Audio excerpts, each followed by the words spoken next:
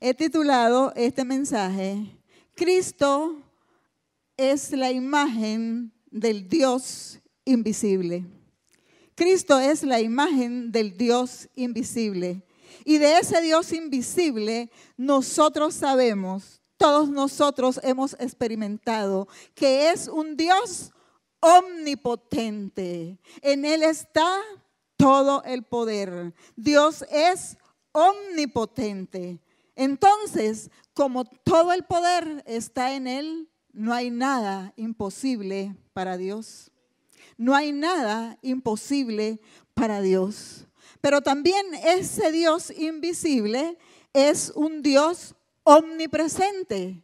Y cuando nosotros cantábamos y alabábamos y decíamos que la presencia de Dios estaba aquí, y el hermano Lombardo llamaba que el Espíritu Santo nos ministrara, yo decía, gloria a Dios, porque se está confirmando una vez más esta palabra, porque Dios es omnipresente y ya nos visitó esta mañana, ya se paseó por este lugar en esta mañana, tocando corazones, sanando heridas, quebrantando corazones duros. ¿Por qué?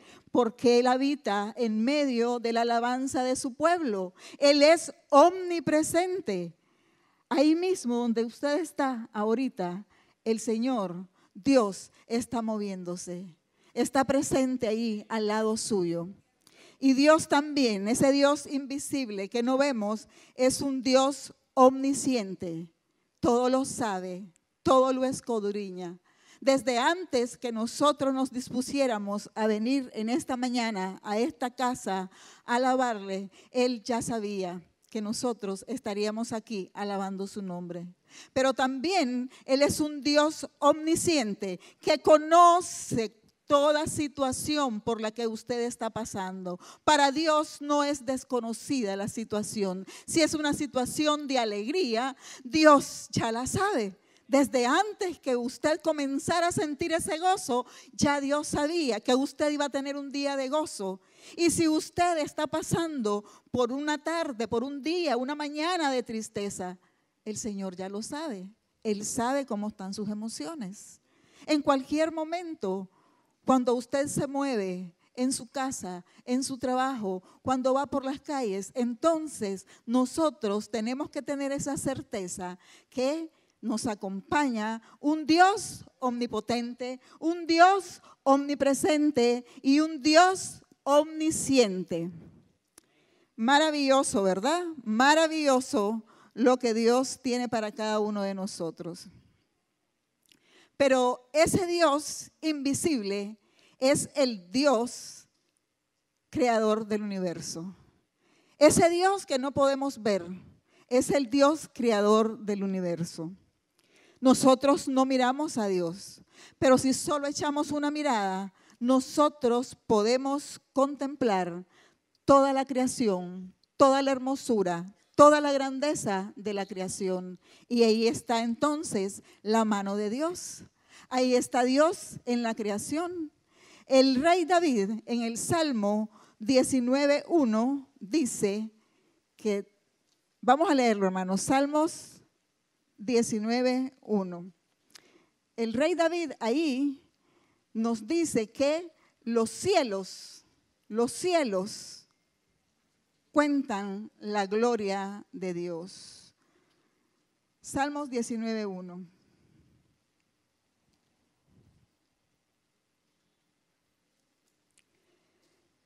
¿Lo tenemos, hermanos? Aquí en este versículo, en este salmo, el rey David reconoce esos atributos de omnisciente, de omnipresente, omnipotente de Dios. Y lo reconoce de la siguiente manera: los cielos cuentan la gloria de Dios y el firmamento anuncia la obra de sus manos. Si nosotros tantito nos salimos un poco al patio y comenzamos a observar el cielo, vamos a encontrar lo maravilloso, la hermosura de la creación de Dios. Pero si por las noches también salimos a observar el firmamento, nos vamos a encontrar con cantidades de lucecitas que fueron creadas por Dios. Nos vamos a encontrar con la luna para que nos alumbre por la noche. Y esa es la gran grandeza del Dios, el Dios de la creación. El profeta Isaías, cuando recibe su llamamiento, en el capítulo 6 de Isaías, describe que en esa visión él recibe su llamamiento a través de una visión. Y entonces el profeta Isaías describe que en esa visión él vio serafines que estaban dando voces, que estaban frente a frente cada uno y daban voces diciendo: Santo, Santo, Santo. Eso es lo que los serafines cantaban. Eso es lo que los serafines decían: Santo, Santo, Santo. Toda la tierra está llena de su gloria. Toda la tierra está llena de su gloria. Y nosotros hoy también podemos decir: toda la tierra de Nicaragua está llena de su gloria. Nosotros podemos decir: mi vida está llena de la gloria de Dios. Mi familia está llena de la gloria de Dios. Mi empresa, el lugar donde yo trabajo, está lleno de la gloria de Dios. Y quiero que vayamos a Romanos 1:20. Y dice así: porque las cosas invisibles de Él, su eterno poder y deidad, se hacen claramente visibles desde la creación del mundo, siendo entendidas por medio de las cosas hechas. ¿Cómo vamos a entender a ese Dios que no vemos? A través de la creación. Pero en esta mañana yo también quiero que hablemos, que conozcamos o recordemos la historia de 3 personajes bíblicos que nos hablan de ese Dios invisible y nos hablan de ese Dios omnipresente y nos hablan con hechos de ese Dios omnisciente. Y estos 3 personajes tienen que ver con apariciones de Dios a ellos. Nosotros podemos ver toda la creación, nosotros podemos sentir la presencia del Espíritu Santo, pero estos 3 personajes tuvieron la oportunidad de tener frente a frente al ángel de Dios, al ángel de Jehová, que no era otra cosa que el mismo Dios haciéndose presente en sus vidas. ¿Por qué? Porque Dios se hace presente en la vida de cada persona que le busca y que cree en Él. Quiero que leamos en Génesis 16 y ahí vamos a encontrar la historia de una mujer llamada Agar. Esta historia nos habla de una mujer llamada Agar, que era sierva de Sara, la esposa de Abraham. Y Sara, cuando ve de que todavía no tienen descendencia, y Dios le había dicho que saliera y que viera las estrellas, porque así sería su descendencia. Entonces viene ella y trata de ayudar en lo que Dios estaba haciendo. Y le da por mujer a Agar a su esposo Abraham, para que con ella pudiera procrear hijos. Y sucede que cuando ya Agar había concebido, entonces como que se llenó de orgullo, como que se llenó de prepotencia ante su ama, Sara, y comenzó a verla con desprecio. Y entonces vemos que se da un diálogo entre Sara y Abraham. Y quiero que leamos a partir del versículo 5. Génesis 16, 5. Entonces Sarai dijo a Abraham: mi afrenta sea sobre ti. Yo te di mi sierva por mujer, y viéndose encinta me mira con desprecio. juzgue Jehová entre tú y yo. Y respondió Abraham a Sarai: he aquí, tu sierva está en tu mano, haz con ella lo que bien te parezca. Y como Sarai la afligía, ella huyó de su presencia. Después de que Abraham le dice: hace lo que mejor te parezca, Sara comenzó a afligir a Agar. No dice la Biblia qué tipo de aflicción, si es que la corría, si es que la menospreciaba, pero ella se sentía afligida. ¿Cómo sale esta mujer de la casa de Abraham? En aflicción, en aflicción. Y la halló, versículo 7, y la halló el ángel de Jehová junto a una fuente de agua en el desierto, junto a la fuente que está en el camino de Sur. Y le dijo Agar, sierva de Sarai, ¿de dónde vienes tú y a dónde vas? Y ella respondió: huyo de delante de Sarai, mi señora. Y le dijo el ángel de Jehová: vuélvete a tu señora y ponte sumisa bajo su mano. Le dijo también el ángel de Jehová: multiplicaré tanto tu descendencia que no podrá ser contada a causa de la multitud.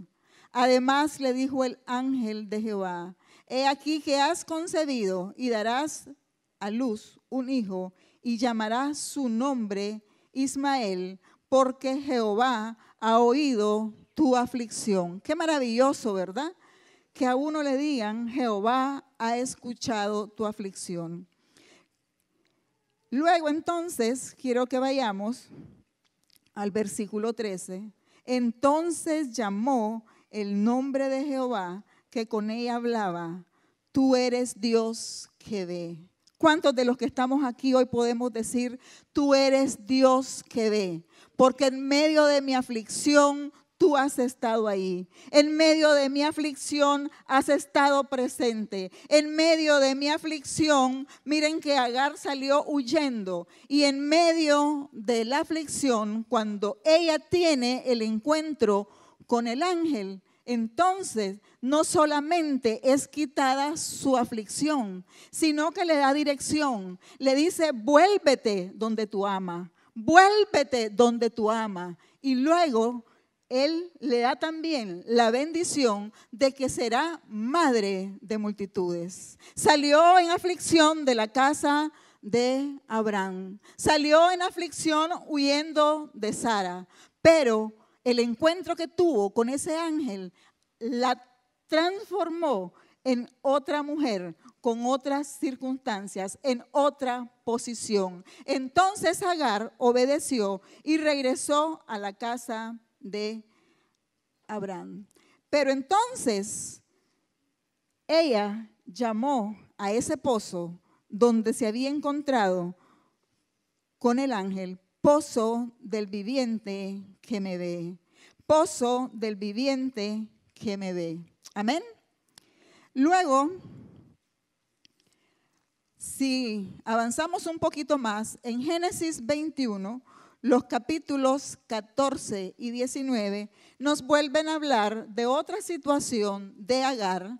Es que desde que se entorpeció, desde que ellos quisieron torcer, desde que ellos pensaron en que sabían cuál era el plan de Dios, todo cambió. Y entonces vemos en el capítulo 21, versículos 14 al 19. Cuando Sara ya ha dado a luz a Isaac, entonces hacen una celebración, están haciendo una fiesta en honor a Isaac. Y Sara ve que Ismael, el hijo de Agar, se estaba burlando de Isaac y eso no le gustó. Y entonces fue inmediatamente y le dijo a Abraham que sacara a esa mujer con el hijo de ahí de la casa, que lo echara fuera. Y cuando Sara le dice esto, Oigan lo que Dios le dice a Abraham. Terrible, ¿verdad? Uno puede pensar y decir, qué injusticia, qué crueldad. Esta mujer no buscó tener ese hijo. Fue ella la que buscó cómo y se la dio a su marido para tener descendencia. Y con esto, ¿qué se ganó ella? Un repudio, se ganó rechazo, se ganó la enemistad de su ama. Ya la relación ya no era la misma, ya era una relación de conflictos entre los dos. Y Sara le dice a Abraham que la eche junto con el hijo. Y para él es doloroso porque es incómodo, porque Ismael es su hijo. Y ya había crecido en el seno de la familia, ya había apego con Ismael. Pero vean lo que le dice Dios a Abraham en el versículo 12. 21, 12. Entonces dijo Dios a Abraham, no te parezca grave a causa del muchacho y de tu sierva. En todo lo que te dijere Sara, oye su voz, porque en Isaac te será llamada descendencia. Y luego entonces, en el versículo 14, Abraham toma acción y dice, entonces Abraham se levantó muy de mañana y tomó pan y un odre de agua y lo dio a Agar, poniéndolo sobre su hombro, y le entregó el muchacho y la despidió. Y ella salió y anduvo errante por el desierto de Berseba. Qué duro, ¿verdad? Salir con un hijo, con una pichinga de agua y un pedazo de pan. Algo que se iba a acabar. Y dice el versículo 15, y le faltó el agua del odre y echó al muchacho debajo de un arbusto. Y lo echó ahí y se sentó enfrente, a distancia, dice la Biblia, de un arco. Porque decía ella, no veré cuando el muchacho muera. Y cuando ella se sentó enfrente, el muchacho alzó su voz y lloró. Y oyó Dios la voz del muchacho, y el ángel de Dios llamó a Agar desde el cielo y le dijo, ¿qué tienes, Agar? No temas, porque Dios ha oído la voz del muchacho en donde está. Levántate, alza al muchacho y sosténlo con tu mano, porque yo haré de él una nación grande. Entonces Dios le abrió los ojos y vio una fuente de agua, y fue y llenó el odre de agua y dio de beber al muchacho. Y Dios estaba con el muchacho y creció y habitó en el desierto y fue tirador de arco. Nosotros hablamos de un Dios invisible, pero que se hace presente en las acciones. Dios ve nuestra necesidad.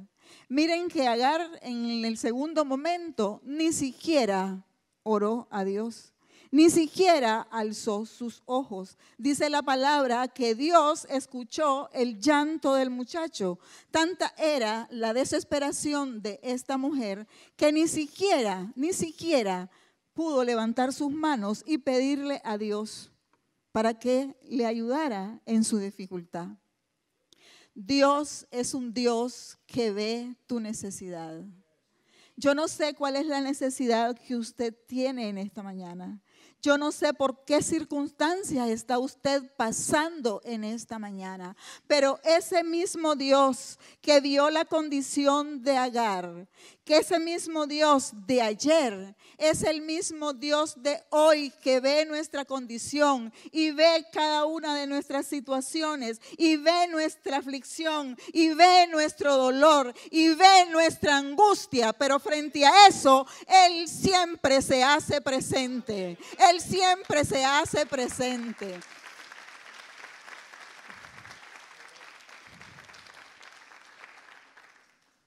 En la aflicción de Agar, Dios siempre estuvo con ella.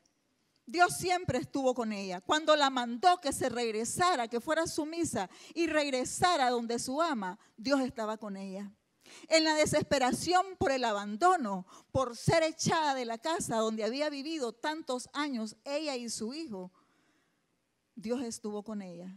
Dios sabía que iba a ser abandonada. Dios sabía que la iban a echar. Pero antes de que la echaran, ya Dios había preparado una fuente de agua para cuando tuviera sed. Y había prometido su compañía en el desierto. En su soledad, ¿cómo se sentiría esta mujer? Que la tiren de la casa y salir, andar errante en el desierto, no tener para dónde irse. En su soledad, en medio del desierto donde Agar anduvo errante, el Dios invisible se hizo presente. Amén. El Dios invisible se hizo presente. Y dice la palabra del Señor, donde uno o dos o tres están congregados en su nombre, ahí está Él. Y hoy, aunque nosotros no lo veamos, podemos sentir la presencia de Dios paseándose por este lugar. Póngale al Señor su situación, porque Él está moviéndose en medio de la congregación. ¿Cuál es esa situación? No lo sé, pero Dios sí lo sabe. Luego vamos a hablar de otro personaje bíblico. Y esta historia se encuentra en Jueces 6, versículos 11 y 12. Y este personaje es Gedeón. ¿Cuántos han oído hablar de Gedeón? Amén, ¿verdad? Jueces 6, 11 y 12. Dice en este capítulo que Dios llama a Gedeón. Dios le hace un llamamiento a Gedeón. Los hijos de Israel habían aborrecido a Dios. Habían buscado otros dioses. Comenzaron a adorar a otros dioses. Y entonces Dios los entregó en mano de Madián. Y entonces, durante 7 años, el pueblo de Israel fue acosado, fue presionado, fue vilmente atropellado por los madianitas y los amalecitas. ¿Qué es lo que hacían estos dos pueblos que atacaban al pueblo de Israel? Esperaban que el pueblo de Israel tuviera sus cosechas, y cuando ya estaban las cosechas, entonces entraban y ponían campamentos y destruían y devastaban todo el lugar donde estaban habitando los israelitas, y se llevaban las cosechas, y se llevaban las ovejas, y se llevaban los caballos, todo lo que tenían, de manera que ellos no tuvieran nada para comer. Entonces, ¿cómo estaba este pueblo? Este pueblo vivía bajo temor, porque no es fácil de que en cualquier momento entren a su casa, entren a su ciudad y comiencen a sacar todo lo que hay hasta que quedemos sin nada para comer. Esa era la condición en que estaba el pueblo de Israel cuando Dios llama a Gedeón. Y entonces Gedeón se encuentra preparando el trigo que habían cosechado. Él está trabajando con el trigo, cuando de repente alza los ojos y ve un ángel. Él estaba en el lagar. Él no estaba a simple vista. Él estaba en ese lugar que es hondo, porque ahí echaban las cantidades de uva y luego los hombres bajaban y comenzaban a machacarlas para sacar el vino. Entonces él ocupó ese lugar, el lagar, para trabajar el trigo. ¿Y por qué lo hace? Porque quería estar escondido, porque quería protegerse de que si venían los madianitas y los amalecitas a robar, no se le llevaran lo que él tenía de comida. Y entonces está en esa condición cuando se le aparece el ángel. Qué maravilloso, ¿verdad? Esos encuentros de estos personajes con Dios. Y dice Jueces 6, 11 y 12. Y vino el ángel de Jehová y se sentó debajo de la encina que está en Ofra, la cual era de Joás abiserita, y su hijo Gedeón estaba sacudiendo el trigo en el lagar para esconderlo de los madianitas. Entonces ahí podemos ver que es un hombre que está escondido, que es un hombre que tiene temor. Y el ángel de Jehová se le apareció y le dijo: Jehová está contigo, varón esforzado y valiente. Ahí el ángel le da una palabra completamente contraria a lo que él estaba viviendo en sus emociones. Él tenía miedo, él estaba trabajando escondido porque estaba con temor de que llegaran los madianitas y los amalecitas y se le llevaran su trigo. Entonces está atemorizado, pero es que cuando uno tiene un encuentro con el Señor, hermanos, todo lo cambia, todo lo transforma.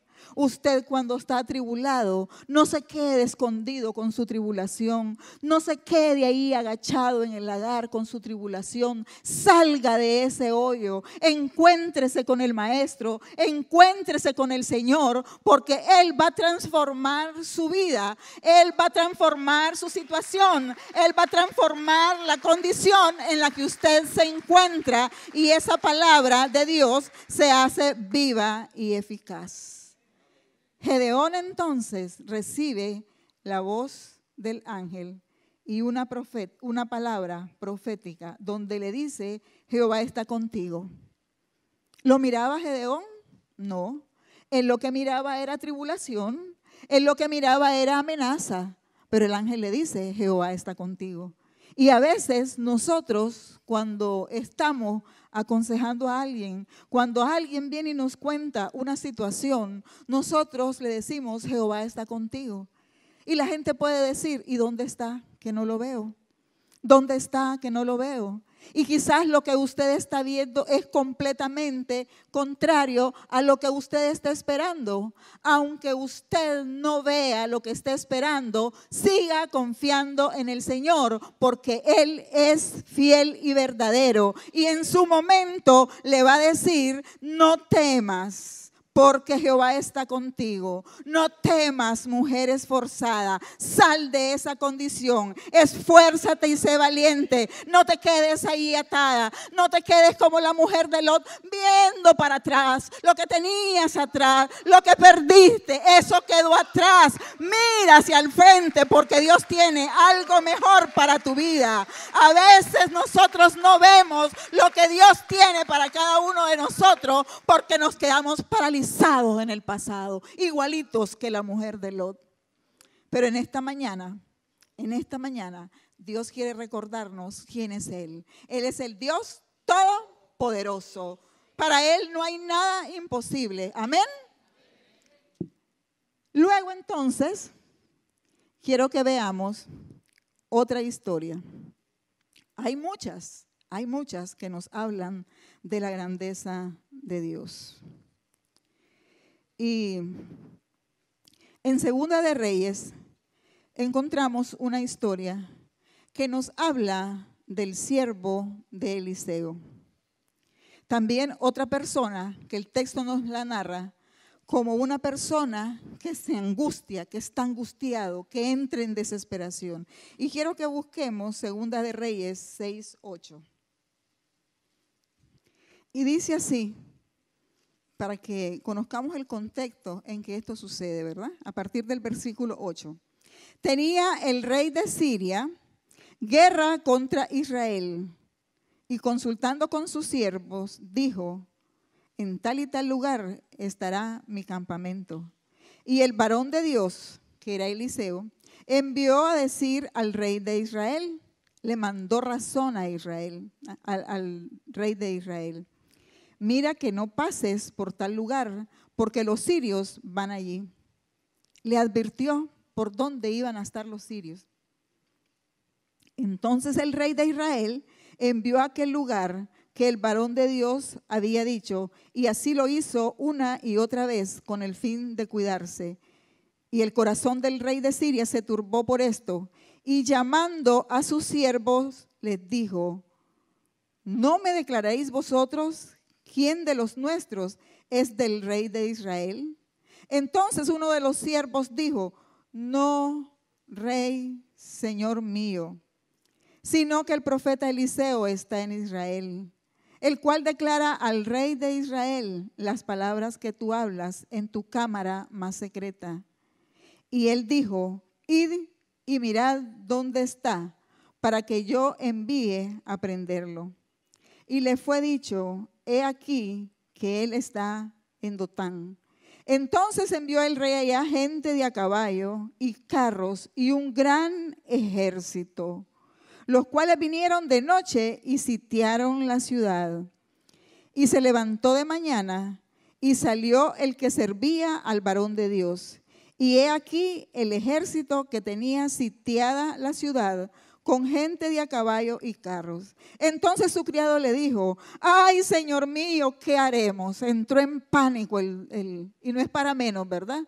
Si a nosotros de repente amanecemos con la ciudad completamente sitiada, con un gran ejército, seguramente vamos a exclamar lo mismo que dijo este criado. Y miren la seguridad de Eliseo. Eliseo sabía en quién estaba confiando. Dice: no tengas miedo, porque más son los que están con nosotros que los que están con ellos. No tenga miedo. No sé qué tan grande es el ejército que se ha levantado en contra de usted. No sé qué tan grande y complejo sea el problema que usted está enfrentando. No tenga miedo, porque usted no está pasando esa situación solo. Dios está con usted. En esta mañana yo quiero que usted le diga al Señor: Señor, abre mis ojos.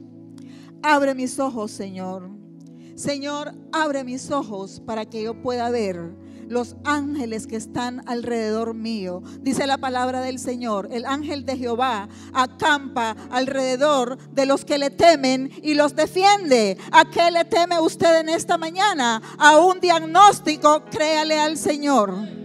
Créale al Señor. ¿A qué le teme usted en esta mañana? A un desempleo, créale al Señor, porque Él es su proveedor. ¿A qué le teme usted en esta mañana? A un divorcio, a una separación, créale al Señor, porque Él es el Dios invisible, pero que restaura.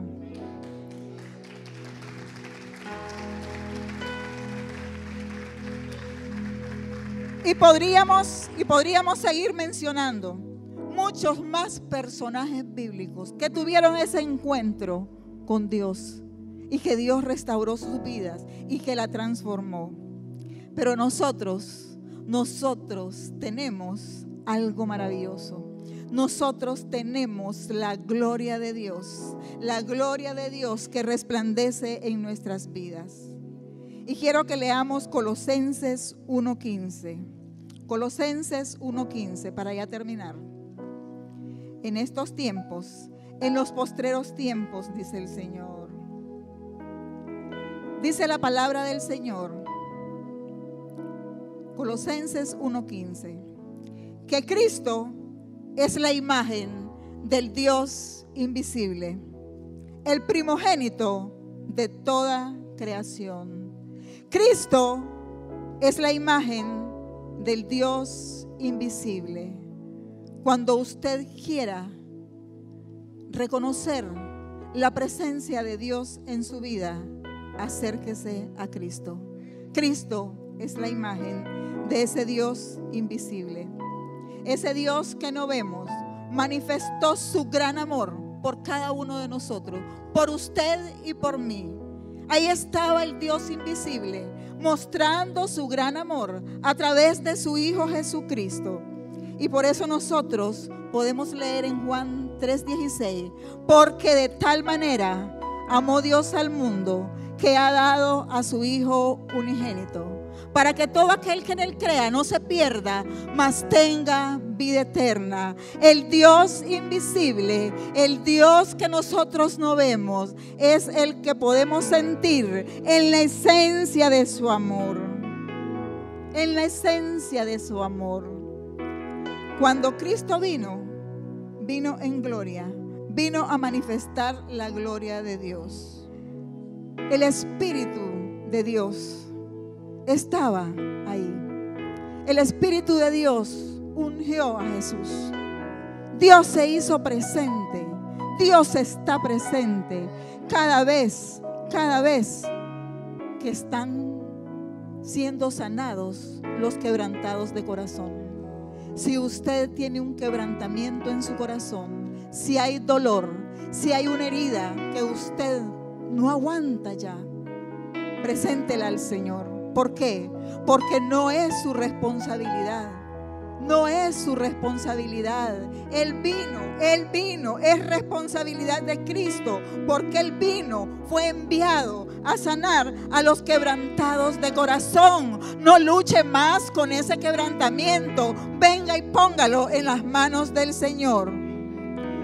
A pregonar libertad a los cautivos. Hay cautividades de cautividades en la vida, y a veces muchos están cautivos en pecados, en iniquidades, en adicciones. Hay fortalezas en la mente que no nos dejan vivir esa gloria que Dios ha preparado para nosotros. Dice que Él vino para pregonar libertad. ¿Está usted atado por alguna situación? Agárrese del Señor. Pídale que abra sus ojos para que usted pueda ver al libertador. Está oprimido por alguna situación difícil en su vida. Estamos en un tiempo de crisis que está trayendo mucha aflicción a nuestras vidas. Agárrese del Señor, porque Él vino a traer libertad a los oprimidos, pero también a predicar el año agradable del Señor. ¿Por qué? Porque hay libertad en Cristo. Hay libertad en Cristo. Ese Dios invisible se hizo visible a través de la imagen de Cristo, que murió por usted y por mí en una cruz en el Calvario para darnos salvación. No importa cuál sea la situación, no importa cómo sea esa circunstancia, no importa qué tan grande sea su problema. Dios es un Dios todopoderoso, todo lo puede. La mano de Dios no se ha acotado. Decía el hermano Lombardo: ¿habrá algo imposible para mí? Así nos ve el Señor ahí arriba y nos queda viendo y nos dice: ¿habrá algo imposible para mí? Y hoy en esta mañana el Señor está diciéndole a usted, cara a cara, escuche su voz, abra sus ojos espirituales y vea la presencia del Señor al lado suyo, diciéndole: ¿habrá algo imposible para mí? ¿Habrá algo que yo no pueda hacer si yo soy el Dios omnipotente? Soy el Dios omnipotente, el Dios de todo poder.